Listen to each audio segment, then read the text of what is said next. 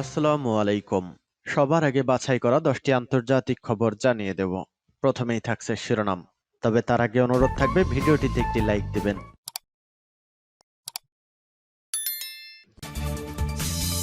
জানিয়ে দেব আন্তর্জাতিক অঙ্গনের সবশেষ আপডেট সংবাদ। শুরুতেই গুরুত্বপূর্ণ সংবাদগুলোর শিরোনাম। যুদ্ধে জড়ালে ইসরায়েলকে যে কোনো মুহূর্তে ধ্বংসস্তূপে পরিণত করা হবে, হিজবুল্লাহর নেতা হাসান নাসরুল্লাহর হুঁশিয়ারি।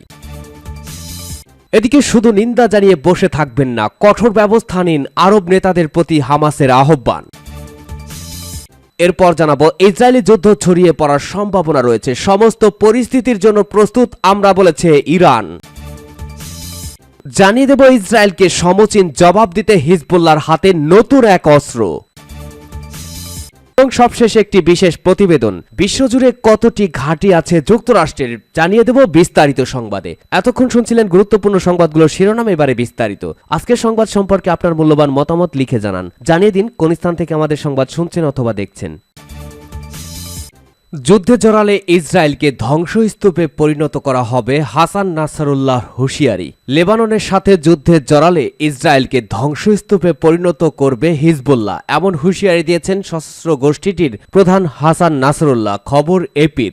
জাতির উদ্দেশ্যে দেয়া ভাষণে নাসরুল্লাহ বলেন, লেবাননে স্থল অভিযান চালালে ইসরায়েলে এমন হামলা করবে হিজবুল্লাহ, তাতে প্রস্তর যুগের অঞ্চলে পরিণত হবে দেশটি। লেবাননকে উদ্দেশ্য করে ইসরায়েলের প্রধানমন্ত্রী ও প্রশাসন যে হুঁশিয়ারি দিয়ে আসছেন তার পরিণতি ভয়ঙ্কর হবে, এমনটাও জানান হিজবুল্লাহ প্রধান হাসান নাসরুল্লাহ। আরও বলেন, লেবাননে হামলার হুঁশিয়ারি দিচ্ছেন নেতানিয়াহু, বেনি গান্তজ সহ বিভিন্ন নেতারা। এর কারণ, যুদ্ধক্ষেত্রে হিজবুল্লাহ যোদ্ধাদের কাছে প্রচণ্ড মার খাচ্ছে ইসরায়েলিরা। অবশ্যই আমাদের এই লড়াই অব্যাহত থাকবে। ভাষণে ইরানের প্রতি কৃতজ্ঞতা জানান তিনি, বলেন হিজবুল্লাহর প্রতি সবসময় সহায়তা অব্যাহত রাখবে তেহরান। শুধু নিন্দা জানিয়ে বসে থাকবেন না, কঠোর ব্যবস্থা নিন, আরব নেতাদের প্রতি হামাসের আহ্বান। শুধু নিন্দা আর প্রতিবাদ জানানো নয়, ইসরায়েলের বিরুদ্ধে সত্যিকার অর্থে কঠোর ব্যবস্থা নিন। রোববার 12 নভেম্বর আরব নেতাদের প্রতি এই আহ্বান জানিয়েছে হামাস। খবর রয়টার্সের। এক ব্রিফিংয়ে স্বাধীনতাকামী সংগঠনটি জানায়, আরব নেতাদের বৈঠকে আদতে কোনো ফলাফল আসেনি। গাজায় ইসরায়েলি তাণ্ডব বন্ধে কোনো কার্যকরী সিদ্ধান্তে আসতে পারেনি মধ্যপ্রাচ্যের নেতারা। পশ্চিমা দেশগুলোর উপর চাপ সৃষ্টি করতেও আরব নেতারা ব্যর্থ। এই মুহূর্তে বক্তব্য বা বিবৃতির পরিবর্তে কার্যকর পদক্ষেপ গ্রহণ করা বেশি জরুরি। হামাসের মুখপাত্র ওসামা হামদান বলেন, আরব এবং ওআইসির নেতারা যে উদ্যোগ নিয়েছেন তাতে আমরা স্বাগত জানাই, তবে আমরা আশা করেছিলাম ইসরায়েলের বিরুদ্ধে ব্যবস্থা নিতে তারা ওয়াশিংটনকে চাপ প্রয়োগ করবেন, অর্থনৈতিক এবং কূটনৈতিকভাবে কড়াকড়ি আরোপের উদ্যোগ নেবেন, কিন্তু এসব কিছুই হয়নি। সান্ত্বনার চেয়ে এখন কার্যকর পদক্ষেপ বেশি জরুরি। এর আগে শনিবার রিয়াদে জরুরি বৈঠকে বসেন আরব লীগ এবং ইসরায়েলি সহযোগিতা সংস্থার নেতারা, তবে সেখানে কার্যকর কোনো পদক্ষেপের পরিবর্তে আসে নিন্দা আর প্রতিবাদের বুলি জানিয়েই ক্ষোভ প্রকাশ করেছে হামাস। সামরিক সক্ষমতার শীর্ষে ইরান, ইসরায়েলি যুদ্ধ ছড়িয়ে পড়ার সম্ভাবনা রয়েছে, সমস্ত পরিস্থিতির জন্য প্রস্তুত আমরা। ইরানের ইসলামী বিপ্লবী গার্ড বাহিনী বা আইআরজিসির অ্যারোস্পেস ডিভিশনের প্রধান ব্রিগেডিয়ার জেনারেল আমির আলী হাজিজাদেহ বলেছেন, গাজা উপত্যকার উপর ইহুদিবাদী ইসরায়েল যে যুদ্ধ চাপিয়ে দিয়েছে তা বাকি অঞ্চলে ছড়িয়ে পড়ার সম্ভাবনা রয়েছে। তিনি জোর দিয়ে বলেন, ইরান তার সামরিক শক্তির শীর্ষে রয়েছে এবং সমস্ত পরিস্থিতির জন্য পুরোপুরি প্রস্তুত। ইরানের ব্যালিস্টিক ক্ষেপণাস্ত্র কর্মসূচি বাস্তবায়নের অন্যতম প্রধান রূপকার জেনারেল হাসান তেহরানি মোকাদ্দেমের দ্বাদশ শাহাদাত বার্ষিকী উপলক্ষে রাজধানী তেহরানে আয়োজিত এক স্মরণ সভার জেনারেল আমির আলী হাজিজাদে একথা বলেন। আইআরজিসির অন্যতম কমান্ডার তেহরানি মোকাদ্দাম ইরানের ব্যালিস্টিক ক্ষেপণাস্ত্র কর্মসূচি উন্নয়নের জন্য নিরলস প্রচেষ্টা চালিয়েছেন। তিনি ইরানের মাঝারি ও দূরপাল্লার ব্যালিস্টিক ক্ষেপণাস্ত্র তৈরিতে সাহায্য করেন। তেহরানি মোকাদ্দাম একজন ইঞ্জিনিয়ার। তিনি 1000 কিলোমিটারেরও বেশি পাল্লার শাহাব, কদ্দর এবং সিজিল ক্ষেপণাস্ত্রের নকশা করেছিলেন। জেনারেল হাজিজাদেহ বলেন, যুদ্ধ সম্প্রসারিত হয়েছে এবং লেবাননও এতে জড়িত। সংঘর্ষের মাত্রা আরও বাড়তে পারে এবং ইরান সব পরিস্থিতির জন্য প্রস্তুত। ইসলামী প্রজাতন্ত্র ইরানকে পাঠানো সাম্প্রতিক বার্তাগুলোয় উল্লেখ করে হাজিজাদে বলেন, মার্কিনীরা ইরানের জন্য হুমকি নয়, তারা এসব বার্তায় অনুরোধের ভাষা ব্যবহার করেছে। জেনারেল হাজিজাদেহ জোর দিয়ে বলেন, ইরান এই অঞ্চলের শীর্ষ শক্তি এবং কেউ তাকে হুমকি দিতে সক্ষম নয়। ইসরায়েলকে সমুচিত জবাব দিতে হিজবুল্লাহর হাতে নতুন অস্ত্র।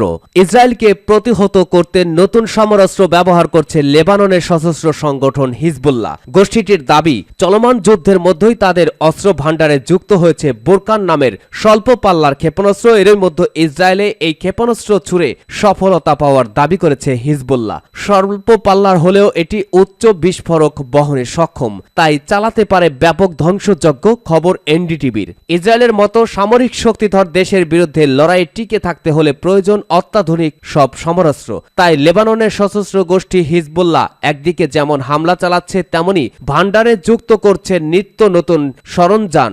যুদ্ধের মধ্যেই লেবানন সশস্ত্র গোষ্ঠীটির অস্ত্র ভাণ্ডারে যুক্ত হয়েছে নতুন এই ক্ষেপণাস্ত্র। আর মূলত আরবি শব্দ বুরকান, অর্থ আগ্নেয়গিরি। এই মিসাইলের রয়েছে উচ্চ বিস্ফোরক ধারণ ক্ষমতা। হিজবুল্লাহ প্রধান হাসান নাসরুল্লাহ দাবি, সর্বোচ্চ 500 কেজি পর্যন্ত বিস্ফোরক বহন করতে পারে এই ক্ষেপণাস্ত্র। হিজবুল্লাহ প্রধান হাসান নাসরুল্লাহ বলেন, ইসরায়েলে হামলার ইতিহাসে প্রথমবারের মতো অ্যাটাক ড্রোন ব্যবহার করেছি আমরা। এছাড়া আরও উন্নত একটি মিসাইল দিয়েও হামলা চালিয়েছি, যা অল্প কিছুদিন আগেই আমাদের ভাণ্ডারে যুক্ত হয়েছে। এর নাম দিয়েছি বুরকান। এটি 300 থেকে 500 কিলোগ্রাম অর্থাৎ হাফ টন বিস্ফোরক বহন করতে পারে। হিজবুল্লাহর দাবি, ইসরায়েলের অত্যাধুনিক আয়রন ডোম ভেদ করার সক্ষমতা দেখিয়েছে তাদের বুরকান মিসাইল। এছাড়া লক্ষ্যবস্তুতে নিখুঁতভাবে আঘাত এনেছে এটি, যদিও নতুন ক্ষেপণাস্ত্র সম্পর্কে আর খুব বেশি তথ্য প্রকাশ করেনি তারা। বিশ্বজুড়ে কতটি ঘাঁটি আছে যুক্তরাষ্ট্রের?